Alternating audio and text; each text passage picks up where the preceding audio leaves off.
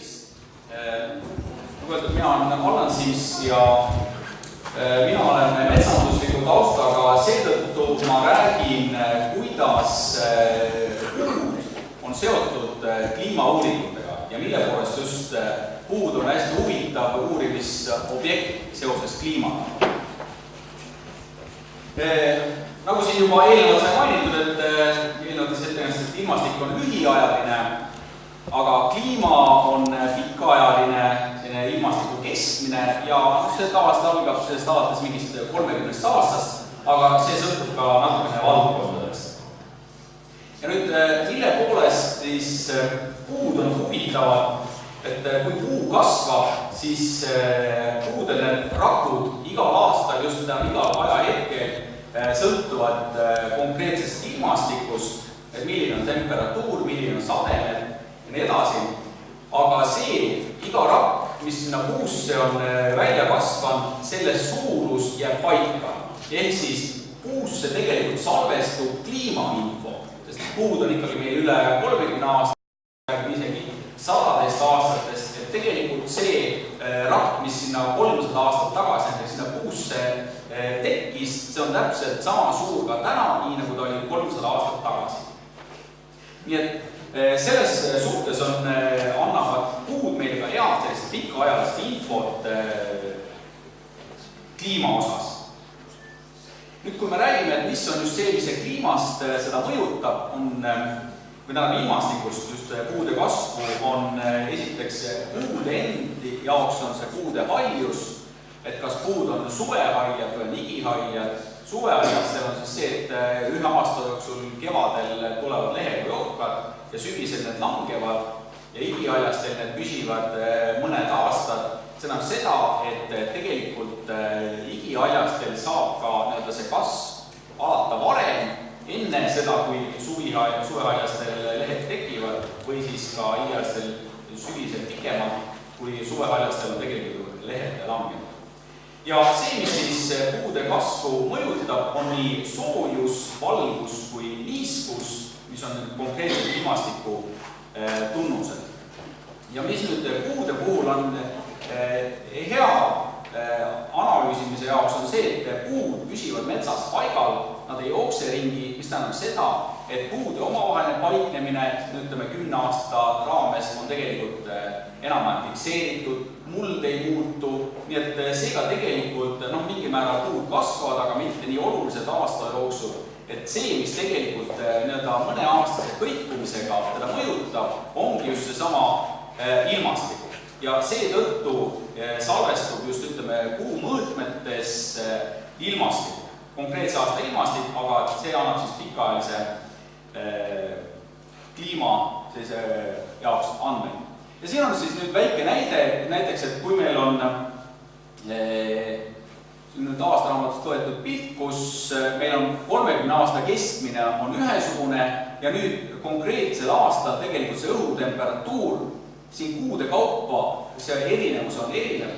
Ja see näeb seda, et tegelikult igal aastal on see, et need kuude kaupa on need temperatuurid erinevad, sademed on erinevad ja sellest tulenevad tegelikult iga aasta on puu jaoks unikaalne. See, et milline on konkreetse hetke temperatuur, milline on selle puule kättesaadav veehulk, mõjutab seda, kui suured on rakud ja kui suureks kujuneb konkreetsel aastal olev aastarõngas. Nüüd vegetatsiooniperiood, mis on siis see kasvuperiood konkreetsetel aastal, on siis jaotakse kaheks. Üks on efektiivne kasvuperiood, mis algab sellest, kui õhutemperatuur on keskmiselt üle +5 kraadi ja aktiivne kasvuperiood on siis see, kui on õhutemperatuur on keskmiselt üle 10 kraadi. See muidugi ei tähenda seda, et tal lage ei ole, tal on ikka lagi, et tegelikult see aktiivne kasvuperiood jääb pigem vahemikku 10–30 kraadi, sest kui ikkagi õhutemperatuur läheb juba üle 30 kraadi, siis selleks, et puu saaks ennast kaitstada, suleb oma lehtede okastel õhulõhed, et takistada kiiret vee välja aurumist. Ja see nüüd, kuidas konkreetsel aastal just see aktiivne kasvuperiood on, sellest nüüd sõltub ka see sama puude endi kasv. Muidugi kõikidel ei ole see täpselt ühesugune, seetõttu ka meie piirkonnas siin teatud liigid, mis kasvavad, aga mingid liigid ikkagi ei saa kasvada, kuna nende jaoks see ilmastik ei ole ikkagi sobib. Nii et liigitiga tegelikult meil siin see natukene ikkagi sõltub, ta ei ole kõigil täpselt see +5 ja +10, see on ikkagi natukene erinev.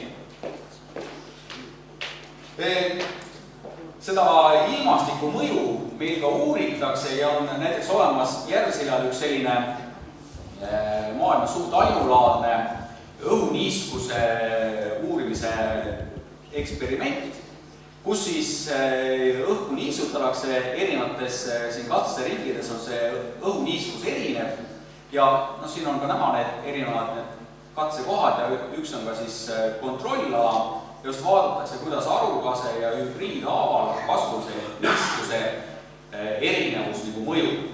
Aga see on katse, kus saab analüüsida ainult ilmastikku. Sellises katses tegelikult ei saa analüüsida kliimamõju, sest kliima on ikkagi pikaajalise. Ja kui me vaatame siin nüüd võrdluseks 2 aastarõngast, et kuidas üldse see aastarõngas tekib. Et siin on näha, et alguses puul on piisavalt ruumi olnud, ta on hakanud kasvama ja kasvab seni, kuni ta tegelikult on metsa läinud piisavalt tihedaks, sellest tulenevalt on ka aastarõngad hästi tihedamaks läinud, aga ta on suht ühtlaselt nagu selle osas see muutus.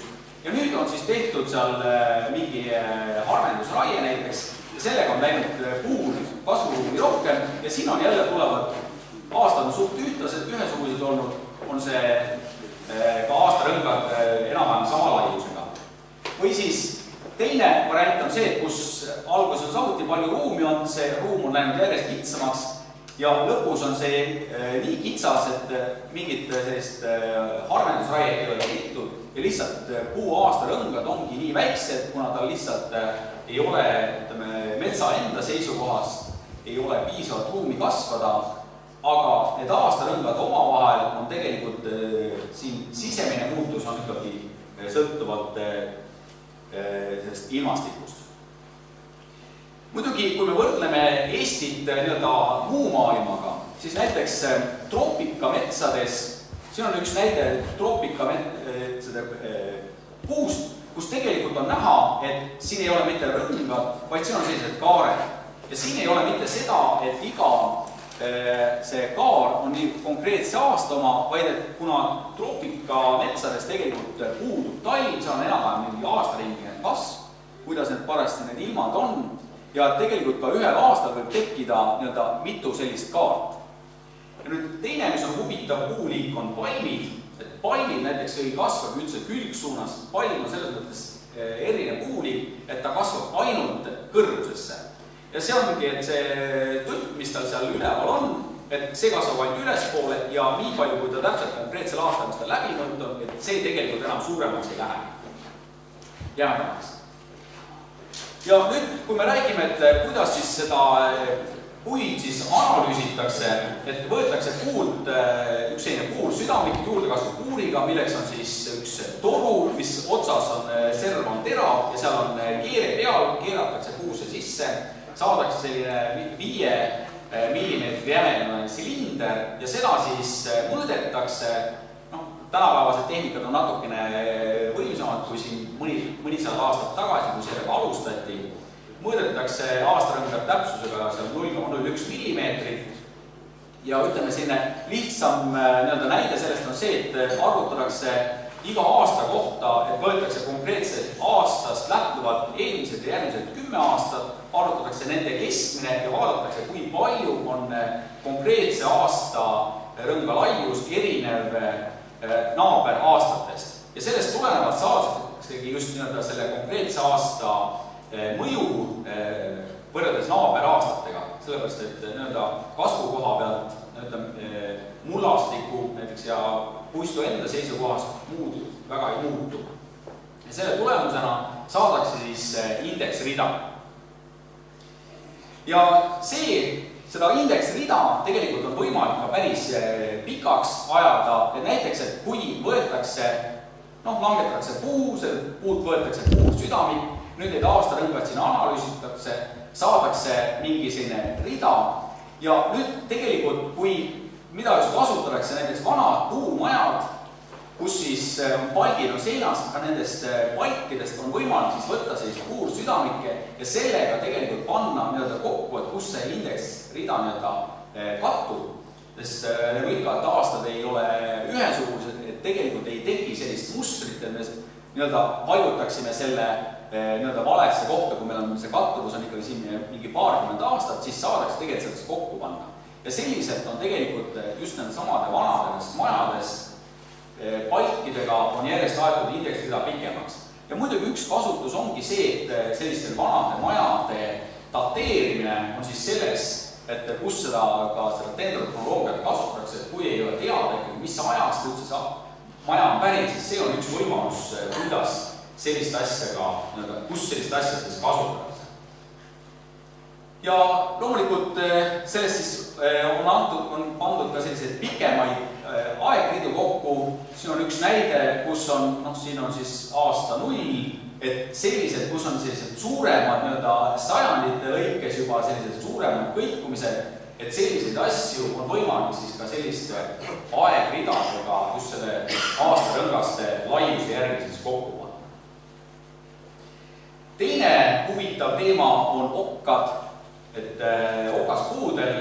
okkad ei ole mitte kuigi igihaiged puud, okkad siiski on enamasti seal 2–4 aastat ja kuna need okastesse toitained liikuvad juhtpudeli kaupa, siis siin igal aastal siin konkreetse okka juures on see konkreetses aastarõngas on see juhtkimp ja selle jälg on samuti nii nagu muugi rakkudega, et kui ta on seal paigas, siis ta jääbki sinna. Ja nüüd on see, et kui see puu järjest kasvab, siis see juhtkimp püsib siin nii kaua, kuni see okas ära langeb. Ja siis edasi juba kasvab see kinni. Ja see info jääb täpselt samuti sinna sellesse puitu salvestub. Ja mis on siis, on selline asi nagu okkaeie meetod, kus siis puit lõigatakse, kogu puu, langetatud puu lõigatakse pikuti lõhki, eristatakse seda aastarõngad, et okaspuudel on hea just nende männaste järgi eristada seda ja sellest võetakse välimine osa robustselt lõigatakse ära ja jääb siis selline pisike notikene, kus siis hakatakse neid aastarõngaste kaupa neid õhukese öögliga eemaldama ja siis siin on ka üks näide sellest, et millised on siis need täpikesed selle laua peal, et need kimbu jäljed on veel, jäävad siia alles ja neid siis loendatakse, et kui palju mingil aastal on neid okkaid veel alles ja sellega saab just analüüsida ka seda, et kui palju okkaid on esimesel aastal, kui palju okkaid on teisel aastal alles jäänud, kui palju kolmandal, neljandal ja nii edasi. Ja kuna te olete kindlasti ka ise näinud, et kus sellised need laua peal, kus sellised mingid täpikesed on, et need ongi just see okka jäljed. Ja tegelikult see mõte tuli ühel Soome metsateadlasel 90-ndatel, kui oli just probleemiks see, et räägiti, et õhk on nii saastatud, et isegi okaste eluiga on väiksem ja siis ta ükskord istus saunas ja jõnud ja vaatas seal laua peal neid täpikesi ja siis ta tekkiski see mõte, et tegelikult sellise koha pealt saab sellist asja ära kasutada. Ja järgmisel konverentsil, kus jälle tuldi välja jutuga, et näed, et õhk on saastunud, okkaid on vähem, tema tõi oma paberid lauale, graafikut, vaadake, viimase 100 aasta jooksul on okaste arvukuse dünaamika olnud selline. Ei ole seda muutust sellist olnud, see, millest teised kõik puusad tulistades rääkisid. Ja see nüüd siis võimaldabki tekitada sellist, kuna see on samuti pikaajaline, see on vastas selle, kui vanu puid meil õnnestub langetada, sest siin kindlasti ei anna seda meetodit kasutada nii nagu selle aastarõngaste laiustega, et me võtame puus ka see majas olevat paigis mingi südamiku, et kuna siin on ikkagi see on hästi destruktiivne meetod, tuleb kogu see palk ära lammutada, siis maja me lammutada ei saa, kui plaanis selle alles jätta.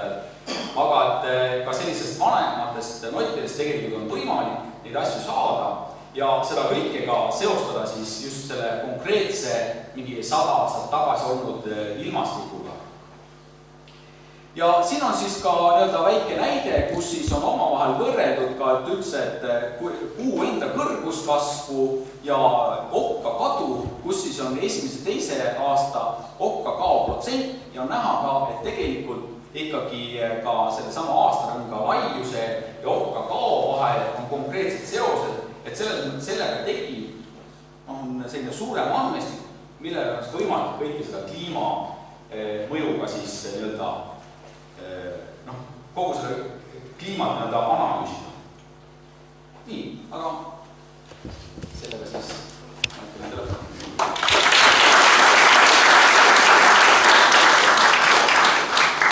aitäh, Allan. Kas on Allanile küsimusi?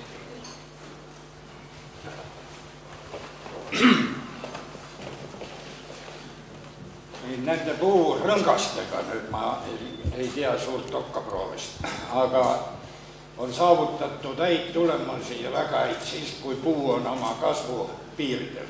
No Soome Lapis näiteks, mis meie tavalised puud on seal lakkavad olemast, või California, mis on üks klassika selles asjas, kus oli mäe all ja mäe üleval, kus ühelt poolt piirab temperatuur üleval ja all sadem.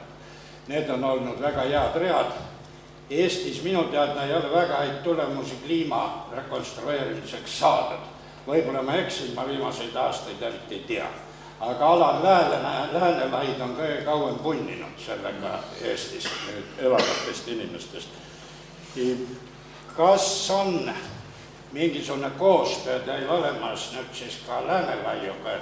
Ja teine küsimus on see, et kas niisugune mõte mul kunagi tuli, ma ei ole midagi selle heaks teinud, et seda realiseerida, nimelt rabamännid oli Läänelaiu esimene objekt ja nemad ilmselt kasvatavad väga viletsaid rõngaid siis, kui on kõrge vesi, raba vihmavett täis. Ja teine on liiviku männid, kus jällegi ilmselt võiks asi vastupidi olla. Nüüd, kas niisugune mõte vääriks arendamist ja et vähemalt selle sademete faktori saaks kätte ja kui see on käes, siis saaks juba temperatuuri kallale minna. Ma rohkem nüüd ei küsi, ma tulen hästi pikaks. Ma kõigepealt ütlen selle kogu selle dendrokronoloogia selle uurimise kohta nii palju, et jah, et Alar Läänelaid on see, kes Eestis on seda pikalt arendanud, et ma ise ei ole otseselt sellega kokku puutunud, mitte igapäevatöös. Aga et siis, kui ma Maaülikoolis töötasin, siis lihtsalt minuga samas ruumis oli Maris Ordo, kes oli Alar Läänelaiu juures käis õpipoisiks ja tema on jah seda uurinud ja see ongi järjest enam on läinud selle erinevate metsatüüpide peale. Just see, et kuidas erinevates metsatüüpides sama, et kuivemates, märjemates metsades just need erinevatel puuliikidel ja Eestis erinevates piirkondades, et jah, et see uurimine on läinud järjest enam seda teed, et neid asju ikkagi oleks võimalik ka just metsaseisukohast eristada. Et aga jah, muidu selle koha pealt, et kuna jah, Eestis ei ole nii ekstreemseid maastiku erinevusi, et siis jah, et Eestis vist seda vaadatakse just see, et kui palju on see metsa enda kasvu saab. Sest üks koht ongi just seda kasutatakse, et kui me tahame teada, et me oleme võtnud mõõtud mingis kohas mingi proovitüki, et kas see proovitükk, et kui palju on see konkreetse aasta ilmastik seda mõjutanud ja kui palju on ikkagi konkreetne kasvukoht seda mõjutanud, et natukene neid asju seal siluda, just selle kasvu-uuringute aluseks.